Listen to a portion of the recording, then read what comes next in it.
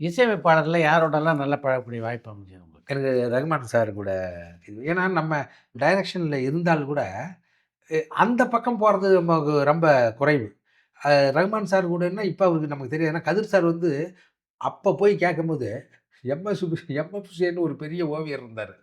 அவரு ஏன்னா நான் ஓவியர் தான் அவர பார்த்தா எனக்கு அவரே வெளிய வந்து காத்திருப்பார். ஆமா. லகான் படம் எடுத்த டைரக்டர் அசுதோஷ் தார்கர். அவரு வெளிய வந்து காத்திருப்பாரு. மணிரத்னம் சார் மட்டும் உள்ள உட்காந்துருப்பாரு. கதிர் சார் கூட பார்க்கும்போது நாங்கலாம் கடைசில எங்களுக்கு அப்புறம் பிரவீன் காந்திலாம் உட்காந்துருப்பாரு. அப்ப பார்த்து நான் ஒரு ஸ்டுடியோ உள்ள போற வரைக்கும் ஏன்னா நான் சவுண்ட் ஸ்டூடண்ட்னால அந்த ஸ்ரீதர்ன்னு ஒருத்தர் இருந்தாரு. இறந்துட்டாரு ஆமா. Sound engineer. நான் ரஹ்மான் சாருடைய சேர்ல போய் உட்காந்துருவேன். தெரியாது அவரு உட்காருவாருன்னு. உட்காந்து நான் அந்த அளவெல்லாம் நான் தூக்கி விட்டுருவேன். இது என்னது இப்படி ஐய்யய்யோ! என்னங்க இப்படி பண்ணிட்டீங்க? அது என்னங்க சரி பண்ணிட்டு அவ்வளவு எளிமையா எடுத்துக்குவோம். அந்த பாடல் வாங்குற இது இருக்குது பாருங்க. கதிர் சார் வந்து ஒரு பாட்டு, ஒரு படம் எடுக்கிற மாரி எழுதி அனுப்பிடுவோம். எல்லா கவிதை எப்படி வரணும்? என்ன? ஒரே மெயிலு. ஒரு ஒவ்வொரு டியூன் வாங்குறதுக்கு 6 மாசம், 5 மாசம் ஆயிடும்.